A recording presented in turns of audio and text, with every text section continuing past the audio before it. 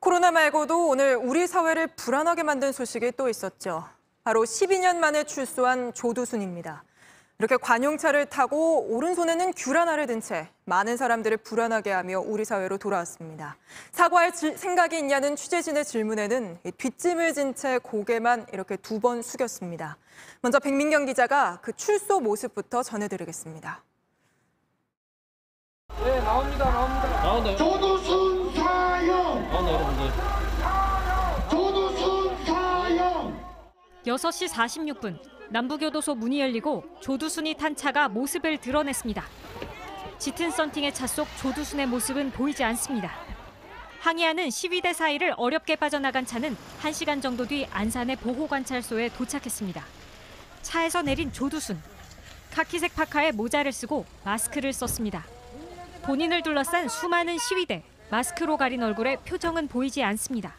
다만 눈으로 주변을 살핍니다. 엄지손가락엔 붉은 인주 자국이, 한 손엔 귤을 들었습니다.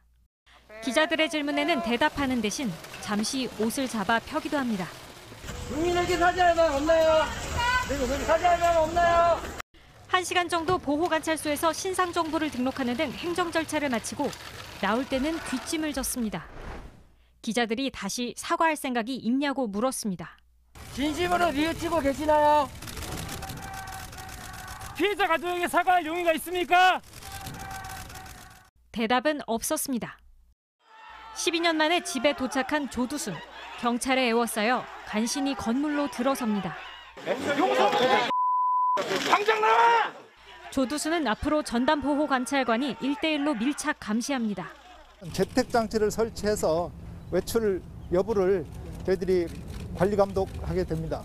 저희들과 함께 이동할 때는 천인 공로할 잘못을 했다 하면서 고개는 숙였고요. 7년간 전자발찌를 차고 5년간은 온라인상의 신상이 공개됩니다. 오늘 오전부터 얼굴과 전신 사진, 키, 몸무게 주소가 공개됐습니다. JTBC 백민경입니다.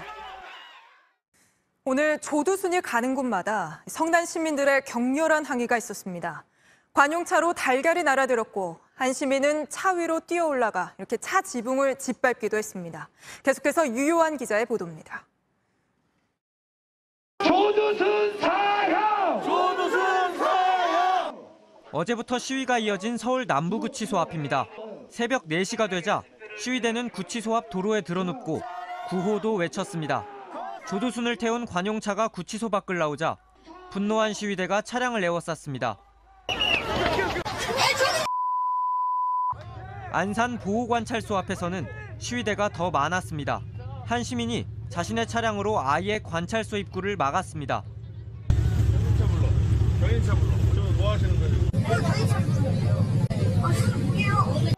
시위대 중 한 명이 차량 지붕에 오르더니 발로 차량 지붕을 연달아 내리찍었습니다. 주민들의 성난 시위로 조두순이 탄 차량은 유리가 부서졌고 여기저기 달걀 자국이 남았습니다. 조두순의 집 앞에서는 사람들이 훨씬 많아졌습니다. 몰려든 주민들과 유튜버, 취재진, 그리고 경찰들로 아수라장입니다. 항의하는 주민들과 이를 막아선 경찰들 간에 몸싸움이 벌어지기도 했습니다.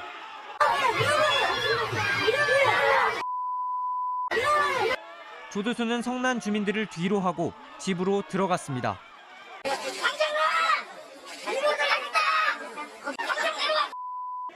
JTBC 유요한입니다. 조두순 발목에 전자발찌를 채우고 또 조두순 집 출입구가 보이는 곳에 방범 초소를 설치해 24시간 감시하겠다고 합니다. 그래도 어린아이를 둔 부모 또 혼자 사는 근처 주민들은 불안을 호소하고 있습니다. 먼저 이가혁 기자가 당국의 대책을 전해드리고 바로 전문가와 함께 이게 얼마나 실효성이 있는 건지 따져보겠습니다. 아니면 바로 지금 욕실에서 불안해서 못 살겠어요. 사람 안 사는 법에 가서 보내야죠. 주민들은 이른 새벽부터 불안을 호소했습니다. 모여든 취재진에게 불만을 터뜨리기도 했습니다. 당국도 나름대로 철저히 준비했다는 입장입니다. 조두순은 앞으로 7년 동안 전자발찌를 찬 채 밀착 감시를 받습니다. 오늘부터 1대1 전자감독을 시행하게 되면 저희들이 긴밀히 밀접 접촉, 지도 감독하면서 24시간 전자장치를 통한 위치 추적을 보호관찰관은 조두순으로부터 직접 매주 생활 계획을 보고받습니다. 갑자기 찾아가 이를 잘 지키는지 점검하기도 합니다. 조두순 집 20m 거리에는 경찰 초소, 150m 거리에는 안산시 방범 초소가 세워졌습니다. 특히 경찰은 순찰 인력을 어린이 등하굣길에 집중 배치합니다. 관할 경찰서 한 개 팀은 일명 조두순 대응팀이 돼 관련 사안을 우선 챙깁니다. 안산시는 거주지 인근을 24시간 순찰하는 청원경찰 12명을 따로 더 배치했습니다. 골목길 감시 카메라도 15개 더 설치했습니다. 일단 조두순을 관리하기 위한 장치들은 이렇게 준비됐지만 여론의 관심이 큰 초반에만 보여주기식으로 끝나면 안 된다는 지적도 나옵니다. JTBC 이가혁입니다. 바로 이수정 경기대 범죄심리학과 교수 모시고 이야기 나눠보겠습니다. 교수님 어서 오세요. 네, 안녕하십니까. 안녕하세요. 네. 예, 조금 전에 이 출소하는 모습 저희 보도로 보셨을 텐데 네. 어떻게 보셨어요? 글쎄 뭐 예견된 소동이다 이렇게 이제 볼 수밖에 없고요. 뭐 이런 소동을 피하기 위해서 지역 사회에 이렇게까지 부담을 유발하지 않기 위해서 보수용제도, 보완처분 형태의 보수용제도가 네. 꼭 필요하다고 이야기를 드렸었는데 사실은 잘 이루어지지가 않아가지고 결국은 오늘과 같은 일이 벌어졌다 이런 생각이 들고요. 물론 뭐 지금 조두순 씨는 집에 돌아갔지만 이 사람 못지않게 지금 위험한 아동 성범죄자들은 앞으로도 계속 뭐 출소할 가능성이 있어서 네. 결국에는 이번 사건을 계기로 좀 더 지역사회 부담을 줄여주는 방식의 그리고는 피해자가 좀 더 안전하게 느끼게 제도를 좀 추가로 도입을 해야 되는 거 아닌가 이런 생각을 하게 됩니다. 네. 조두순의 모습들, 뭐 뒷짐을 진다든지 네. 아니면 좀 꼿꼿한 모습으로 쳐다본다든지 이런 걸 보면서는 좀 어떻게 좀 평가를 하셨어요? 글쎄 뭐 본인 입장에선 얼마나 당당하게 느끼는지 모르겠으나 그러나 이제 우리 눈에는 참 부적절하다 이런 네. 생각이 굉장히 많이 들었습니다.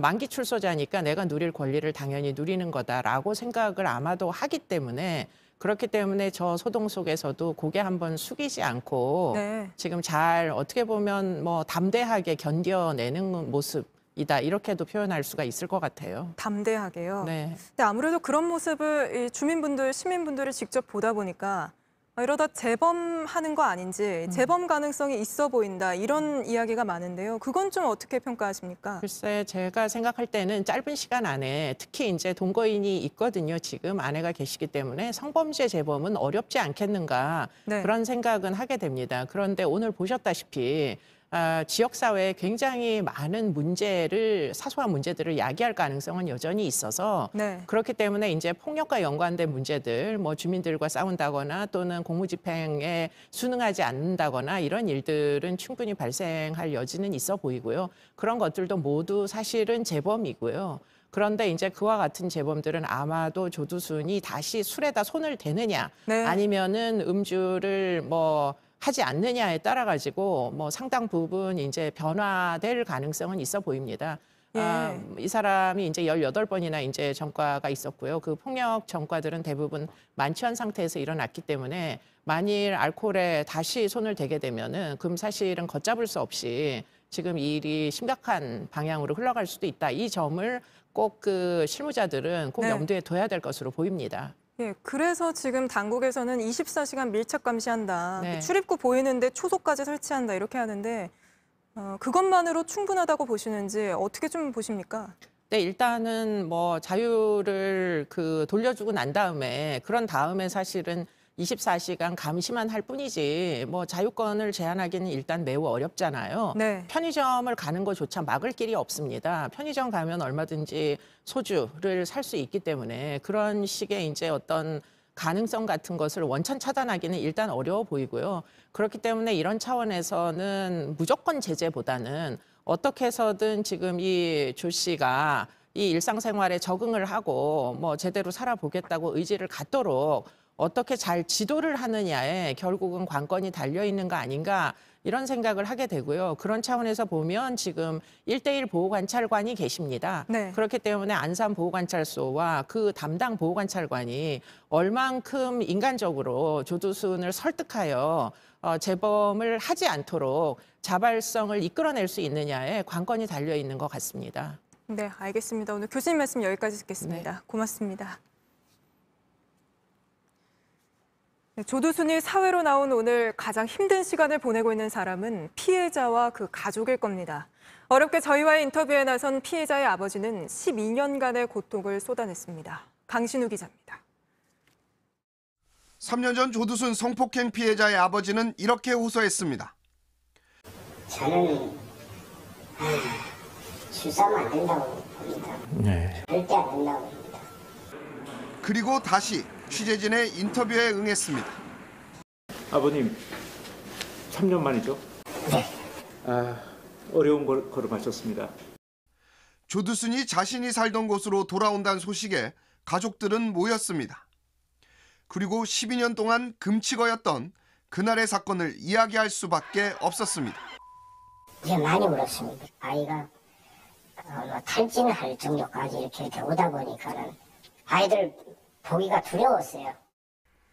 다른 성범죄 뉴스는 물론 가벼운 장난이 섞인 예능 프로그램도 볼 수가 없었습니다. 예능 프로그램 같은 걸 보면은 이렇게 때리는 장면도 나오고 이렇게 목을 조이는 장면, 그 부분이 나오면 아주 솔직히 놀래고 그래요. 그러니까 그 범행 당시에 그 자기가 느꼈던 그 부분, 맞는 부분, 목 조이는 부분. 이사 갈지를 놓고 아버지와 피해자를 포함한 두 딸의 의견이 갈렸고 두 딸의 뜻대로 이사를 결정했습니다. 이건 도망가는 걸로 생각하지 맙시다. 우리 아이들이 오히려 저를 또 다독이는 거예요. 이규현의 스포트라이트에선 피해자와 그 가족의 심정을 전합니다. JTBC 강신우입니다.